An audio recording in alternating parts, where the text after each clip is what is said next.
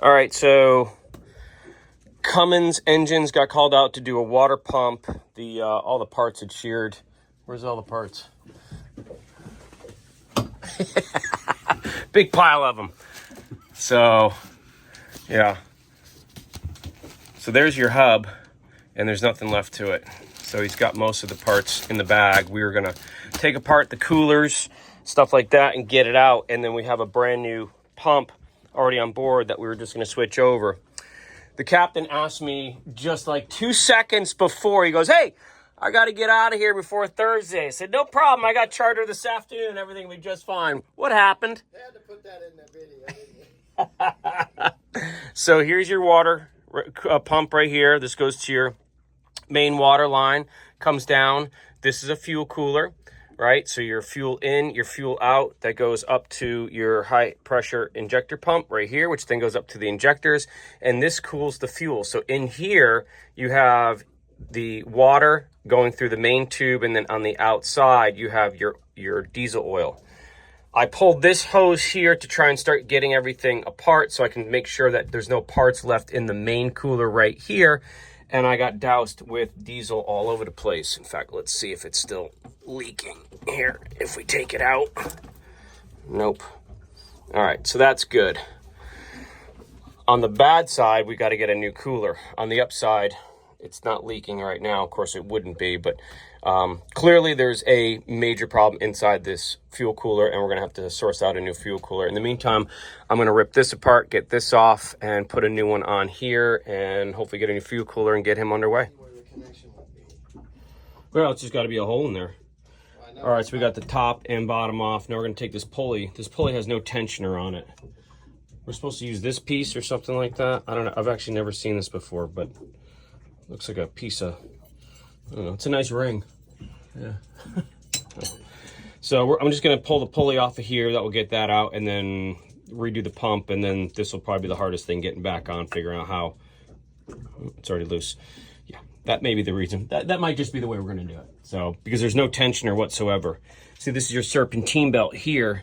In order to get this thing off, you put a 3/4 inch socket on there, head, and then you just rotate it down or up, and it loosens up the tension on it.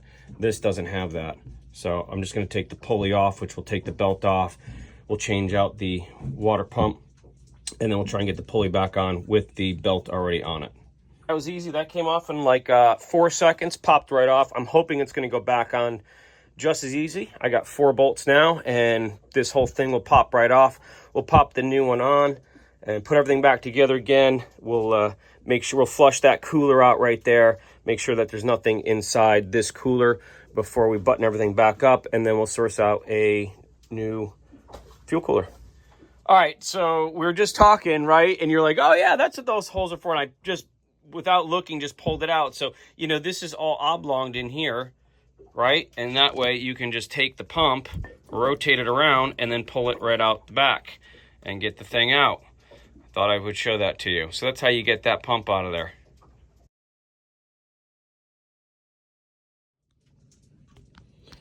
All right, got a brand new belt back on. Might as well use a new one if they had it. So what I ended up doing was I loosened up all of these in the back, basically the pump, and I was able to rotate it. I left the bottom one on, the other ones I took off so I could roll this whole thing over, get the belt on, and then I used a bunch of levers inside of here just to cock it out and then put the top bolt in, and then I was able to get the other 2. And then that one snapped, like literally just turned it a hair. I'm using this tiny little socket and it snapped that bolt. So this was destined for failure to begin with. So we got 3 out of the 4 on. That should get them going. We're still trying to source the cooler right now. I'm going to rip that apart. We could even probably try and pressure test it, but we're going to get that thing out of here and then back flush the cooler. All right, well, just about done. I've taken apart the cooler there, made sure that there's nothing left inside. The zincs need to get replaced. I pulled those out, and now I'm working on the fuel cooler, and you can see diesel just dripping out of the inside of the cooler, and that's the water side.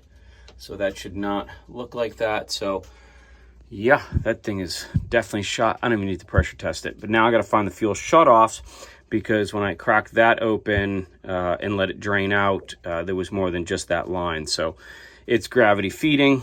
So now I got to find the fuel shutoff somewhere. It's not back by the ray cores there, which is where it should be. And I'm having a hard time cracking that line right there. So you can see how old that one looks too. And the new one should be coming in tomorrow. And you can tell that a lot of this stuff was that motor mount's probably pretty toast. A lot of this stuff is pretty toast. Definitely rusty. All the way uppy. So anyway, pump's back on. We'll have to tap that out. Give me a break. Unbelievable. It is what it is. So maybe we can use an out and get it out. It's not in there all that much, so that might be the better way to do it. And then just get a new bolt for that and get it in. So anyway, I'm just gonna get that out and we'll get this gone. And I'm wrapping this project up. We're gonna leave the boat here. Cito came over and said, just leave it here, everything's fine. So that's what we're gonna do. As soon as we get the parts, we're gonna come back, finish it. May or may not do it. It should take me all 15 minutes to put this thing back on. But that's it. That's a wrap. So that's a water pump.